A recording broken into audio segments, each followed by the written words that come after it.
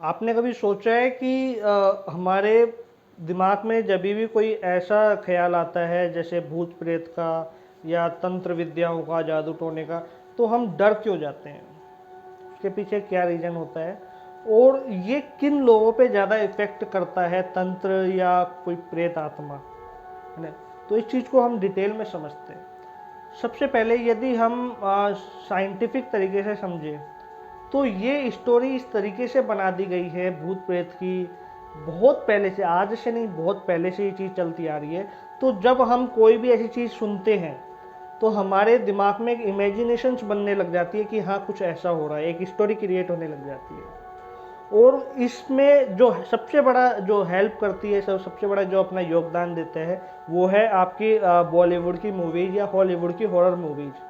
ठीक है, आप मूवीज़ देखते हैं या हॉरर टीवी सीरियल देखते हैं, तो उसके अकॉर्डिंग आपके दिमाग में कहीं ना कहीं वो एक क्लिप जो होती है ना, वो बस जाती है कि हाँ उस मूवी में ऐसा हुआ था। जैसे एग्जाम्पल के लिए मैं आपको बता दूं कि एक व्यक्ति जो रात के अंदर अपना काम करके आ रहा है 12 बजे, उसने कभी ना कभी एक ऐसी मूवी जरूर देखी होगी जिसे उसको, उस मूवी के अंदर एक सीन होगा कि कोई उसका पीछा कर रहा है। तो वही चीज़ उसके दिमाग में एकदम से बस जाती है कि हाँ कोई ना कोई मेरे पीछा कर रहा है। भले ही चाहे हवा चल रही हो, चाहे नॉर्मल हवा चल रही हो, तो उसको ऐसा लगेगा हवा एकदम से तेज हो गई।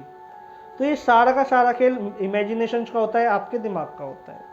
ठीक है, यदि आप अपने दिमाग पे कंट्रोल कर लेते हो तो यकीन मानिए, कोई प्रेत आत्मा आपके सामने भी आ जाएगी तो भी उससे आप डरने की बजाय उससे बात करने की कोशिश करोगे, या फिर उस, अगर वो किसी प्रॉब्लम में है तो उसकी प्रॉब्लम सॉल्व करने की कोशिश करोगे। ये थी एक साइंटिफिक बातें।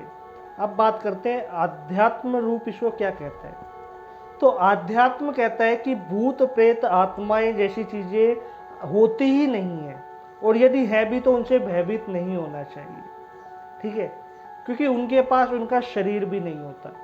इंसान से डरना चाहिए क्योंकि इंसान के पास वो शैतानी दिमाग है, वो मन है जो उसे बुरे से बुरा कर्म करवाता है। अब एक सब्जेक्ट और बच जाता है जिसे हम कर्म कांड का रूप देते हैं, या जिसे हम बोलते हैं कि जो प्रथाएं चलती आ रही है वो क्या कहती हैं इसके बारे में। तो जो प्रथाएं हैं वो कहती हैं कि जो भूत प्रेत या जो जादू टोना होता है वो सब रियल है, कर्म कांड का ही एक हिस्सा है। ठीक है, आप इनका नाम लेते हुए जब इनके बारे में विचार करते हो तो आपका जो डर का जो चक्र होता है, जो आपकी नाभि के ऊपर होता है, वो सक्रिय हो जाता है, इसलिए आप भयभीत होने लग जाते हो। ठीक है, तो जब आप अपने आप पे नियंत्रण कर लोगे तो आप भयभीत नहीं होगे। लेकिन हाँ, ये जादू टोना और ये तंत्र विद्याएं, ये सारी चीज़ें रियल में होती हैं। ठीक है, भूत प्रेत से डरने की बजाय सब तंत्र से डरना ज़्यादा अच्छा माना जाता है कर्मकांड की दृष्टि में। क्योंकि कहा जाता है तंत्र एक ऐसा प्रयोग है जिससे भूत प्रेतों को वश में किया जाता है, अपना कार्य पूर्ण करवाया जाता है। और तंत्र किसी पर भी हो सकता है, भगवान पर भी हो सकता है तंत्र। ये एक कर्म कांड का रूप है।